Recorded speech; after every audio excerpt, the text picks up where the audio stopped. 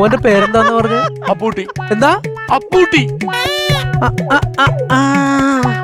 അപ്പൊ ഇങ്ങേരെ മോനാണ് അത് മനസ്സിലായി. ഒരു കാര്യം ചോദിച്ചിട്ടൊന്നുമില്ല, ഒന്നുമില്ല, ഒരു ആത്മകഥം പറഞ്ഞു പോയതാ. ഒരു കാര്യം പറയട്ടെ, വർഷങ്ങളായിട്ട് വീട്ടിൽ നിന്ന് പോയ മോന്റെ അപ്പനെ കണ്ടാൽ മോൻ എങ്ങനെ പ്രതികരിക്കും? ആ നിമിഷം അക്കളവനെ ഞാൻ പൊട്ടിക്കും. അയ്യോ, മുമ്പിൽ എന്നെ എറിഞ്ഞു കൊടുത്തിട്ട് അയാൾ സൂഹിക്കാൻ പോയേക്കാണ്. എന്റെ കൺമുമ്പിൽ കാണട്ടെ, പൊട്ടിക്കൊന്നു. പ്രായമുള്ള ആളാണ്, ചൂടാവണം. കൊല്ലും. ഒരു പഴം കൂടി ഞാൻ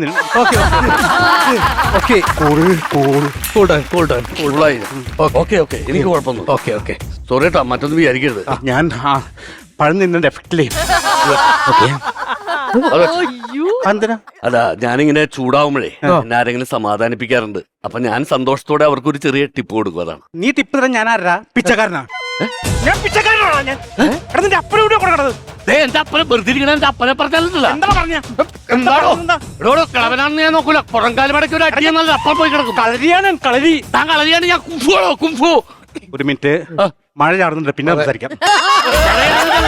കുംഫു എന്ന് പറഞ്ഞപ്പോ തുപ്പിൽ നിർത്തുക.